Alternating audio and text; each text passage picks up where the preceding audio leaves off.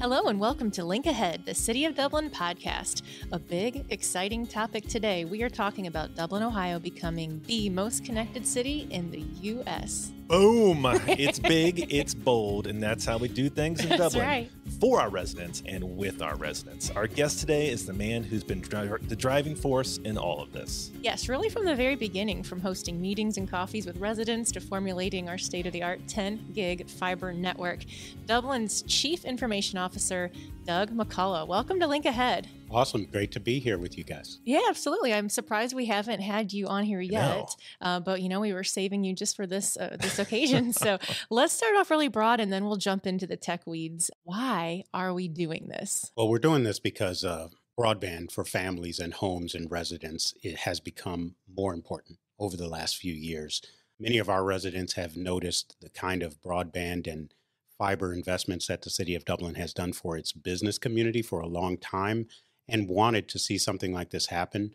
Quite frankly, the pandemic showed all of us that things that were desirable or nice to have become critical. Right. And as we move forward towards the future, it's just going to get more and more important. So that's why we're doing it. We've been talking about this for years. And, council set the visionary goal in 2019 to be the most connected city in the U.S. before COVID hit. And then after the pandemic, it just became more and more critical. Yeah, I would say that being future-proof or looking towards how Dublin can be the best that it can be has been the motivating factor. And what we got out of council is listening to the community and then some leadership. We would have liked to have done this, but we really needed unanimity out of our council and clear direction. And they provided that with this visionary goal. Everything we do in this city, we want resident input and we seek it out. In 2022, we did the community attitude survey and 58% of residents told us investing in broadband should be a high priority. And 15% said this should be the city's highest priority. So, Doug, you personally met with residents and get their feedback beginning in 2016. So what did they tell you? Well, there was pitchforks and torches, honestly, and that's well before the pandemic. And a lot of people don't understand the kind of information that cities receive. Sure. Cities get feedback every single day, multiple times a day. And residents were really trying to highlight, quite frankly, because we were talking about fiber a lot. Right. The city of Dublin is a connected city. And they got annoyed with it. It's like, how can we be so connected and I don't have the choices, speeds, and costs that some of my neighbors and other communities have? What are you going to do about it? And so it was constructive and participatory, but at the same time, it was pointed. You need to do better, Dublin. You need to figure this out. And we got the message. Wow. One question a few people have asked is, do we need 10 gig fiber in Dublin? And we talk about future proofing, but talk about why this is something worth tackling right now. Well, it's interesting. You don't need things until you need it. But when you do need it, you can't go back and already have it. You have to do things now that you're going to need in the future. And so a lot has been said about 10 gigabits specifically. We're really creating a network that's capable of 10 gigabits because it's an excellent design for the future. You don't need 10 gigabits today. But the next use case where people are going to need it, are we going to be ready for it? Were we ready for the pandemic? No, we were not.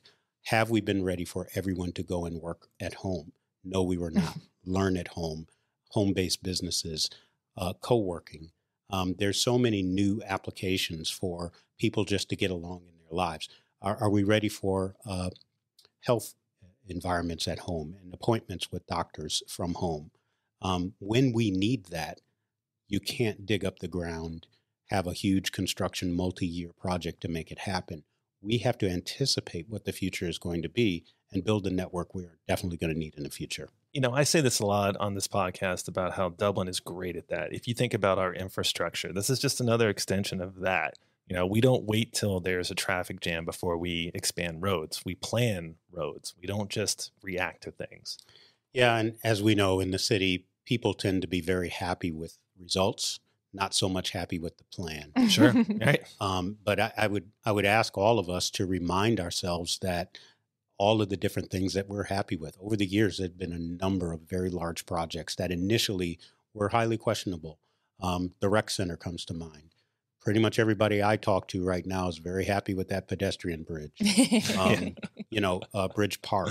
The comments I get from people are, you guys are doing everything right. But then why are you doing this other thing? Because we're doing everything right. Well, you mentioned the plan. So while this is a big, exciting announcement, we also want to keep stressing that this is a 3-year project. Can you break down the timetable a little bit for us? Sure. We've really pressed our partner on this so that we could plan. People need to know what to expect. And the concept of homes passed needs to be understood by our residents. That means that the fiber is going to get right next to you. It's coming up to your house. We're going to knock on the door, not necessarily city staff. We're going to say, hey, there's fiber here. Do you want it? And you have the opportunity to say, no, get away from me. And if you do that, they're going to move on to the next home. But the core goal is to get in front of as many homes as possible so that people have the opportunity to do that. And that's what 3 years looks like for us. It doesn't mean that everyone will use the term lit, because fiber optics, it's light. So we use the term lit. Everyone will not necessarily be lit, but everyone will have the opportunity to have it close to their house. And that's what we're trying to get to. We also want to make sure our expectations are in line too. So kinks still exist in supply chains worldwide. And no one in the world saw a pandemic coming in 2020. So on that 3-year timetable, what are the challenges in keeping that schedule? One of the challenges involves multifamily dwellings because there's not a single owner, or Sure. there are other reasons why they cannot necessarily be connected to. And that's a real challenge. Just the communication with the owners of apartments and multifamily dwellings and things like that. That's a challenge. City of Dublin is full of rock. Yeah. We require that a lot of this fiber gets constructed underground. And our underground has got a lot of rock, and we don't necessarily know where all of it is. And so that could be a challenge. Again, the supply chain. I was talking to someone earlier about just the enormous amount of construction projects that we're going to see in the next 3 years. We all know about Intel. There are data center expansions. It's a lot of concrete, a lot of digging, a lot of labor and workforce. So there's a lot of great work going on in Central Ohio, but we have to compete with that Sure. for this big infrastructure project. So any one of those things could create challenges. We have high confidence in this partner, though. They build big networks, and we think that they are going to come to the table ready to deal with the unexpected. Yeah, you mentioned the partner, Alta Fiber. We have to say they've been really great to work with so far, and residents can reach out to them right now and find out when they are going to be on the list. So you can go to our website and click right at the top to sign up for an update on when fiber is going to be coming to the neighborhood. And I did this just for fun, and I've already gotten a text and a phone call from them saying, you're on our list. We're going to let you know when you're available for fiber. Thanks so much for signing up. I know they had 600 or 700 people just within the first day sign up just to get these updates for that. So we know some residents are going to have access to the new network as soon as next year, the second half of 2024. Still a lot of details to work out, but can you talk a little bit about how that build out is going to be determined? So Alta Fiber is going to make a lot of those decisions. We are speculating. What we believe we know is that they're going to go where it's fastest. It's in their interest to turn this service up quickly. They don't get paid until money is flowing. And so, there's no commitment on anything until they can reach some homes. And so within the next year, they're going to want to get a third of this network up and running and available. We don't know today, but we will know in maybe a month or two what their initial plans are. But we suspect that they're going to go where the most people are. So we've mentioned Alta Fiber. So it's a company that's proven itself in greater Cincinnati and parts of Kentucky too. Can you talk about them? Like, why did you choose them as a partner for this? I had heard of them before. Cincinnati Bell has CBTS, a consulting company, Cincinnati Bell Telecom Services. And they had this. I didn't have experience with this network, but they were selected on the basis of their responses to the RFP. We surveyed the entire market, everyone who has this capability, and we got a wide variety and diversity of responses from this RFP. They were head and shoulders above. Their technical design was excellent. It was in line with what our requirements were. Their cost was the lowest, and their offerings were robust and diverse.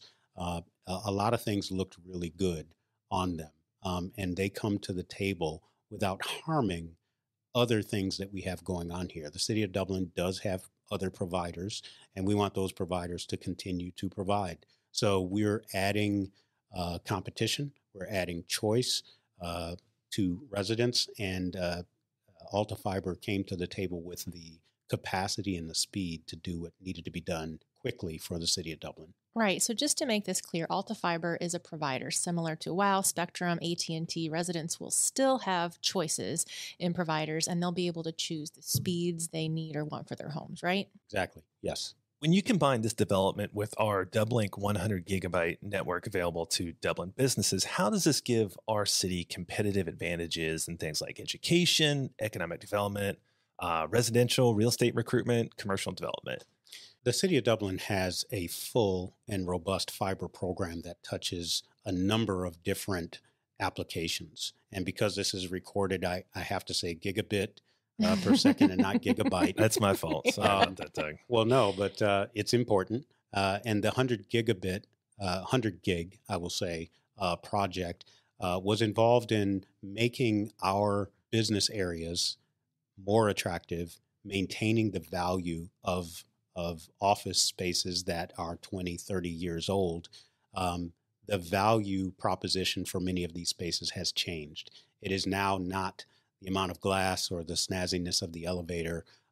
It is the speed and connectivity when people are running these types of businesses. And so the city conceived of the 100 gig project to breathe new life into our business districts. However, the amount of fiber that's running through here, some of it is the city of Dublin's and some of it is others, creates an environment in which education, manufacturing, the Beta District, we haven't talked too much about the 33 Smart Mobility Corridor, the Smart City and Intelligent Community activities we have going on, our schools, our universities that are here, and the smaller businesses that are here. All of those things, we're getting great contributions because of this asset that we have invested in that turns out to be extraordinarily important to headquarters, to corporate environments, to engineers, to those types of people. So Dublin has this reputation thanks to activities like this that allows people to continue to move here, set up their businesses here, move their homes here, work from home here, learn from home here. All of that is happening because of this and other investments. You bring up a really good point there because it really is a combination of things. And you and I talked about this when we worked together on the announcement for this and talked about, Dublin being the most connected city in the United States. And really very few places are doing 10 gig fiber to the home. Combine that with the 100 gig Dublink network for our businesses, public Wi-Fi in places like Riverside Crossing and Kaufman Parks, plus those connected Dublin projects with 24 connected intersections and crosswalks, and add that all together, and you can say with confidence that Dublin, Ohio will be the most connected city. I believe that. And we have it is a combination of things.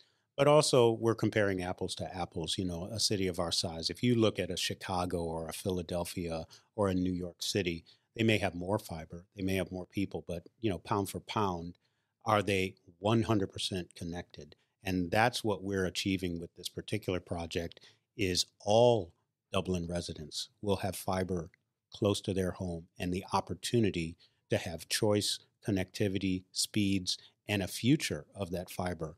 All right, Doug, crazy scenario. Let's just say, for people that are like, well, why are we digging in the ground and putting fiber? Why don't we launch a balloon and shoot Wi-Fi all over this city? Well, I know that people wonder, is this infrastructure necessary? And the jury is in. Wireless abilities to deliver high bandwidth internet services is not working. It is not working on a scale so that you could cover an entire community reliably. Will it in the future?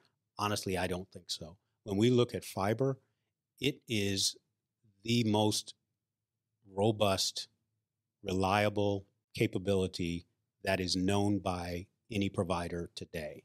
All of the service providers, including those delivering wireless service, are depending on fiber to get that service there. The wireless can be a last mile, but it is also not future-proof. And so in 5 years, if quantum computing or AI or augmented reality boosts bandwidth needs to a huge amount, those wireless capabilities are not ready to scale, whereas fiber can scale up to 10 gig. And when it blows past 10 gig, we'll go to 40, we'll go to 100. But you don't need to dig again. Okay, so as the communicators for the city, that's music to our ears. You don't have to dig again. So tell us a little bit more about that. The capacity can be expanded beyond 10 gig, potentially? Absolutely. Fiber is a funny thing in that it's kind of a miracle item. You put fiber in, and on both sides of that fiber, the front and the end, you put in a device. If that is a 1 gigabit per second device, you will get 1 gigabit service. If 3 years from now you want 10 gigabits there, you replace the device, not the fiber, and you have 10 gigabit service.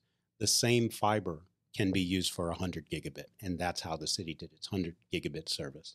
If some other capacity happens past 100 gigabit, you just change the device, but you never have to change that fiber. Now, the fiber could degrade, but it essentially would just be the exact same item that you would have in the ground. And so that's why the city of Dublin's fiber is over 20 years old and is still serving wonderful, even though its capacity has grown. And that's what we're buying with a fiber optic network as opposed to some other technology. Makes sense, but you also shot down my retirement job, which was driving the Zeppelin around Dublin with the Wi-Fi. So they'll think you're a spy, Bruce. That's right. So, Doug, we have a tradition. Of ending each episode with rapid fire questions. So let's dive in if you're ready, my friend. All right. Name one high-tech tool, toy, or gizmo that you haven't figured out yet. Oh my gosh! Just because I'm CIO doesn't mean I figured everything else out. Smart speakers. I can't do it. I can't figure it out. I still can't figure out the not smart speakers in my house. So yeah. Okay, so the gizmos that you do understand, be honest. Can you put your tech toys down? I can, but I don't want to. But I can quit anytime I want. No, that's what they all say. Nice. All right. So let's say you want to. So what do you do to unwind? That's the thing. I actually use my tech toys to unwind. I listen to relaxing music. I put my earbuds in, and it actually disconnects me from the world, but it keeps me connected to some technology. And I'm okay with that. All right. Speaking of music, you attended the Berklee College of Music. So let's break that down. Best instrument you play? Oh, my gosh. So I am a trained vocalist. Okay. And so I'm better at singing than any other instrument. Wow. So what do we have you sing here? I don't sing. We need a fiber to the home song, it sounds like. I like that sounds it. like we a need great a jingle. idea. Sounds good. All right. Instrument you wish you could play. I've always wanted to play the trumpet. No good at it. They gave me drumsticks in high school. They said, why don't you try this over here? Okay, so you said you can sing. If you could sing a duet with anyone in the world, living or deceased, who would it be? Nancy Wilson. My mother listened to Nancy Wilson when I was a kid. Wow. I grew up loving her. And then when I moved to Columbus to find out she's from here, an amazing talent. Wow. All right. Your guest conductor for one night. And what city and what orchestra or symphony are you performing in? Oh, this is crazy. We're losing him, Bruce. No, the Israel Philharmonic Orchestra. Wow. When I was a kid, I saw pictures of Zubin Mehta, who was the conductor of the Israel Philharmonic. And he was just elegant, and it was impressive. And that was the first orchestra that I began following. I love a bunch of them around the world, but if I had a last moment thing, it would be the Israel Philharmonic. We have homework, everybody. Look ahead, listeners.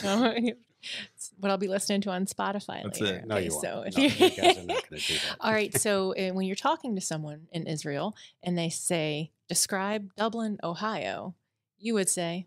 Well, I hate to fall back on the most connected city in the nation, but Dublin has figured it out. And when I talk to people, they ask me about Dublin. I say, Dublin's figured it out. Bruce, I think we have a new slogan. That's it. Dublin has figured it out. Dublin has figured it out. There's a shirt. If you had to pick the one thing that excites you the most about the Fiber of the Home project, what is it? Oh, goodness. Finally getting it done. Moving the ball across the line. Everyone wants to do this, but not everyone can do it. And we are doing it. That says something. It just excites me to no end. Doug McCollough, thank you for joining us here on Link Ahead. I'm sure we'll have you back in the future, as this is a very exciting project. Awesome. It's been great to be here. Thanks, guys. Yeah, thank you. And to our listeners, thank you for taking the time to connect with your city. Tune in next time as we continue to explore the many personalities and experiences that make Dublin a thriving place to live, work, and grow.